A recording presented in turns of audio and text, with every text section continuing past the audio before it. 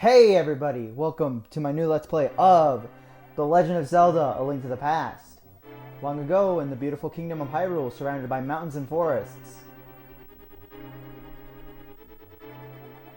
legends told of an omnipotent and omniscient golden power that resided in a hidden land.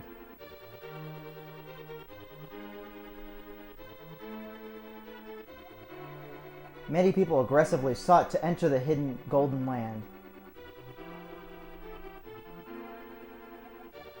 but no one ever returned. One day, evil power began to flow from the Golden Land. So the king commanded 7 wise men to seal the gate to the land of the Golden Power. Jeez. Say it similarly once, game, please. That seal should have remained for all time. But alas, one of the wise men was too short. Therefore his power was weak. But then these events were obscured by the mists of time and became legend.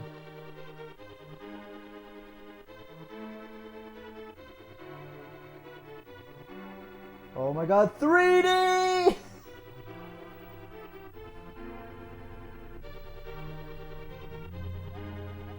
A mysterious wizard known as Aghanim came to Hyrule to release the seal.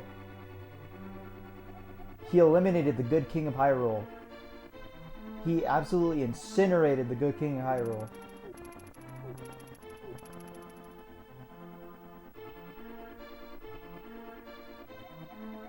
Through evil magic and ventriloquism, he began to make descendants of the 7 wise men vanish, one after another.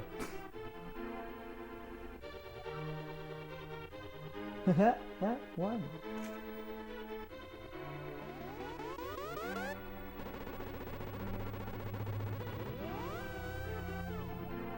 And the time of destiny for the Princess Zelda is drawing near.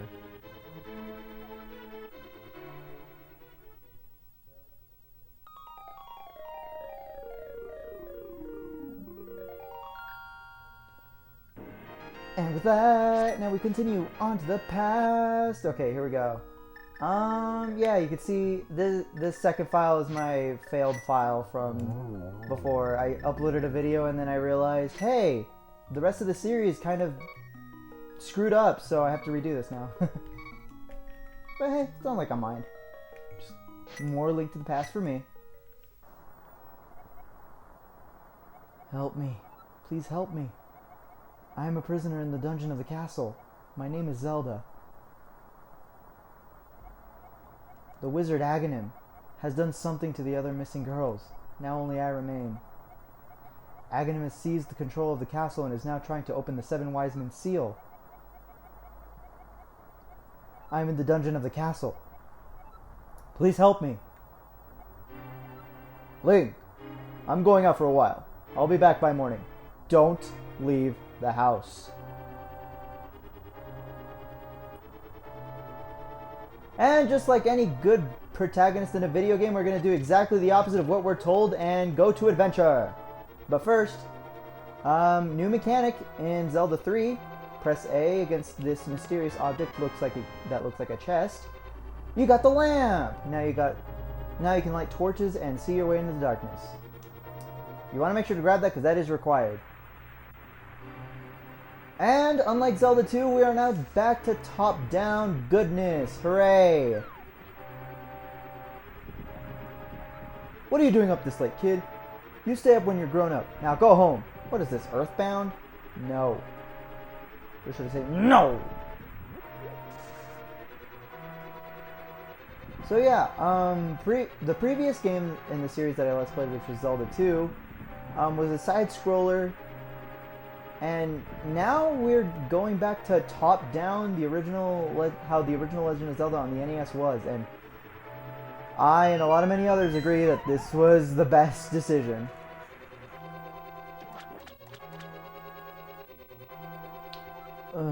Link, I didn't want you involved in this. I told you not to leave the house. Take my sword and shield, and listen. You can focus the power in the blade. Hold the B button. I don't know what the B button is I'm talking about, but maybe somebody out there in the universe knows. Then release it using the secret technique handed down by our people. Link, you can do it. Save the princess. Zelda is your... Now that Zelda is your line is kind of weird. It's actually a mistranslation. In the original Japanese version, the way that line went is you are Zelda's or you are the princess's. So trying to say something along the lines of you are the princess's last hope or only hope or something like that. A lot of people have speculated that means that this Princess Zelda is some sort of relative to Link. Personally, when I was a kid, I thought it was going to say Zelda is your destiny. But yeah. Now we have this neat little tutorial here. Now that we have our first weapon, which is the sword, and now we have our first shield as well. Some differences from the first game is that now you can move in all 8 directions. You can move your cardinal directions, you can move diagonally, which is all fine and good. Instead of stabbing when you press B, you slash your sword, so anybody in like that semicircle in front of Link will get hit by a sword instead of just having to stab while facing the enemy directly.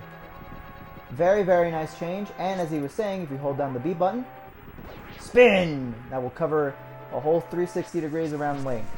And is also double damage from regular sword slashes as well. Also, holding out your sword is a form of attacking. You can run into enemies while holding your sword in front of you, and you will hurt them.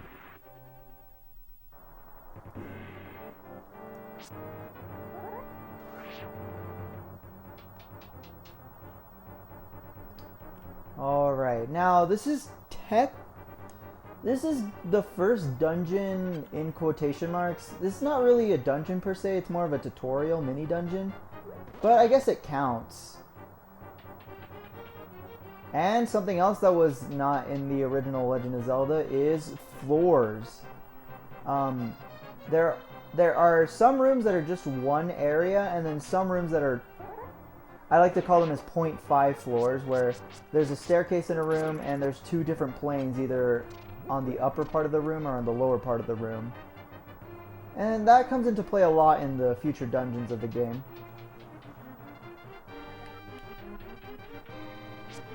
Alright, and then these blue knight guys are stronger than the green knights.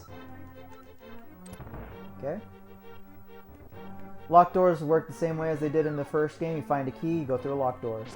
And now, bottomless pits are also new to Zelda. Unlike in... Well, actually, no. Technically, they were in Zelda 2, but they work a lot different. Instead of being instant death, they merely take out a heart if you manage to fall into it, and it will spawn you in the beginning of whatever room you're in.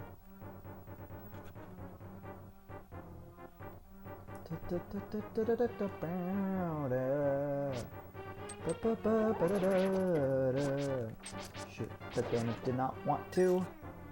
Rupees are now back after being absent in the second game. They're back as your currency. You can buy a lot of stuff. There are going to be a lot of side quests that I'm going to end up doing that are going to take a decent chunk of rupees, so you want to make sure you collect tons of those. But this game is pretty plentiful with them, so it's not like there's anything... oh shoot, no, go away. It's not like it's too difficult. And as you see, we got the boomerang there. Pretty much works exactly as it does in the first game. It just goes in 8 directions, and it stuns enemies rather than kills them, unless they're really weak. And I didn't show off the lantern. Now, what the lantern does is that, for right now, it doesn't really have a use, but you can pretty much burn whatever you are facing. As you saw there, though, once I used it, that little green bar next to the item picture went down. Something new that's in this game is the magic meter. I like to call it the item usage bar because it doesn't really have anything to do with magic. Magic was in the second game, but it's a lot more pronounced here because it's a lot more... Well, actually, it was really useful in the second game, so I don't know where I'm going with that. Oh, new mechanic. In dungeons, now there's going to be the big key. Previous dungeons only had small keys and small locked doors, but now there's going to be big locks, and the only way to unlock them is with the big key. There's only one per dungeon, so it's not like you need to collect multiple of them. Thank you, Link. I had a feeling we were getting close. Link, Listen carefully. The wizard is magically controlling all the soldiers in the castle. I fear the worst for my father. The wizard is an inhuman fiend with strong magical powers. Do you understand? No! And she just repeats. Yes, I understand. Okay, let's get out of here before the wizard notices. She knows the secret path, so let's go there. But we have to go to the first floor, so... let's go. Anyway, I was explaining. In this game, that magic meter is pretty much how much you can use your items before it goes empty. But thankfully, item magic drops are a whole lot more common than they are in the second game, so you can at least find it feasible to use a bunch of your items whenever you need to.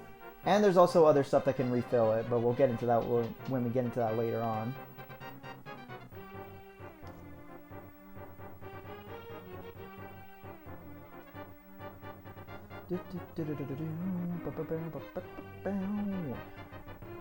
Okay, another new mechanic is that now you can hop off ledges a la Pokemon. If you want a quick way down, just go to whatever ledge doesn't have a guardrail on it and you can jump down it more often than not.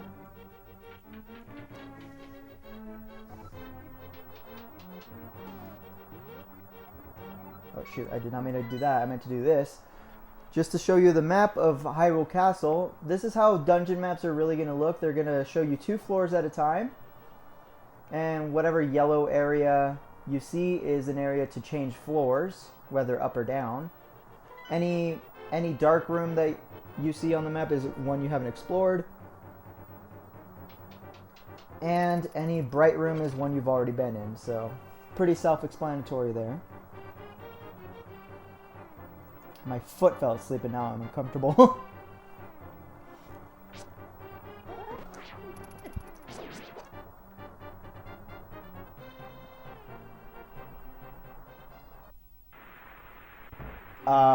This is not the way we want to go.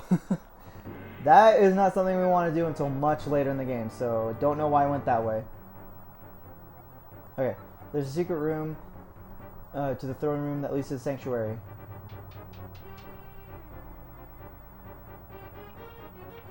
Alright, now let us go upwards. And I'm really glad to be Let's Playing this game because, oh, that ornamental shelf should open. Do you have a light? No. It's pitch dark inside and you can't see without one. If you're ready, let's go. Help me push it from the left. Yeah, if you push it from the right, nothing happens. So you have to be specific and push it from the left.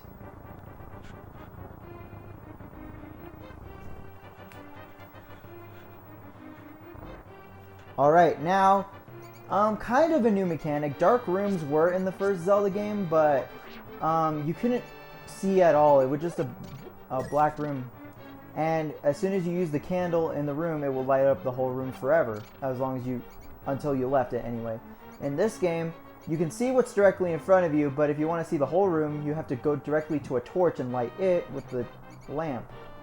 However, it will not stay lit forever. It will stay lit for a limited amount of time, and then it'll go back to being dark. And the amount of torches that you have lit, as you see right there, determines how bright the room is. If you only have one lit up, you can still see the room, but it's pretty dark. If you have 2 lit up, then it's a lot brighter. But if you have 3 lit up, it's as if the room had natural light, pretty much. Okay, and we have these ropes here. You want to destroy them all.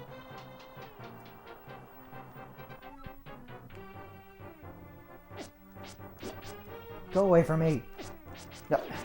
Come on.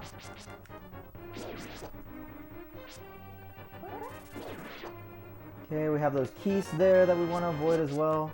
But that key, we do not want to avoid, just the keys, which are the bats if you don't know.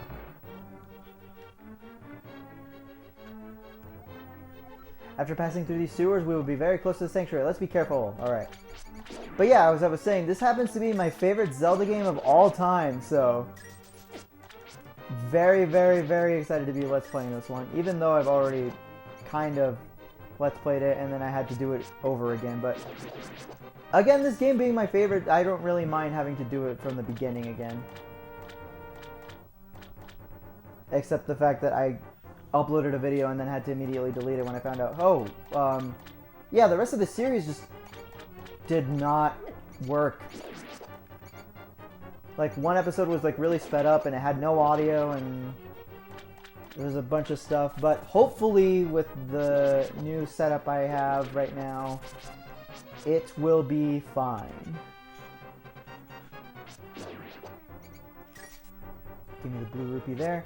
Now there's different classes of rupees. In the first game there was only the orange rupee, which is equivalent to a green rupee here, which was worth 1, and a blue rupee, which was worth 5. And in this game, there is the green rupee, which is worth 1, the blue rupee, which is worth 5, and there's also the red rupee, which is worth 20, which I just got right there. And there's also treasure chests with even more rupees, but they'll have a number signifying how much they're worth at the bottom, so it's very nice.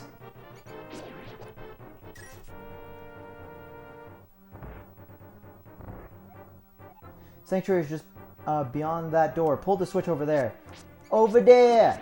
Okay. Don't think you guys can handle 2 CDI jokes in one episode. Okay. A little trick here is if you go near this switch, there's no text box that pops up, but once you go near this switch, you have to pull the lever. So once you're in front of the switch you're supposed to pull, that will be the correct one, and it'll have a text box pop up. If you pull the other one, it's a trap, and it'll spawn a bunch of bombs. Princess Zelda, you are safe. Is this your doing, Link? Yes, it was Link who helped me escape from the dungeon when I was captive, the wizard said. Once I have finished with you, the final one, the seal of the wise men will open. Link, you must not let the land of Hyrule fall into the wizard's clutches. If he releases the seal of the 7 wise men, evil power will overwhelm this land. Before that happens, before it's too late, destroy the wizard before he destroys all of Hyrule. You can do it. You can. I sense that a mighty evil force guides the wizard's actions and augments his magical power. The only weapon potent enough to defeat the wizard is the legendary Master Sword. It is said that the village elder is a descendant of one of the 7 wise men. Maybe he can tell you more. I will mark his house on your map. But watch your every move. I'm certain that the castle soldiers will be looking for you now. I will hide Princess Zelda here. Do not worry. Seek the elder. So Zelda thinks just because she's hiding in a sanctuary here that no one will ever find her and that she's totally safe and that it'll solve all our problems. I don't see anything wrong with that if you don't. You want to collect this chest right here because you get a heart container. Standards in the Zelda series, once you get a heart container, you increase your life by 1 heart.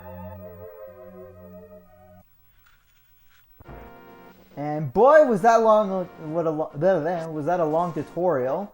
I think I'm gonna end this episode off here. Next time on The Legend of Zelda: Link to the Past, we're gonna continue on here and seek out the Elder to see if we can find anything about the Master Sword.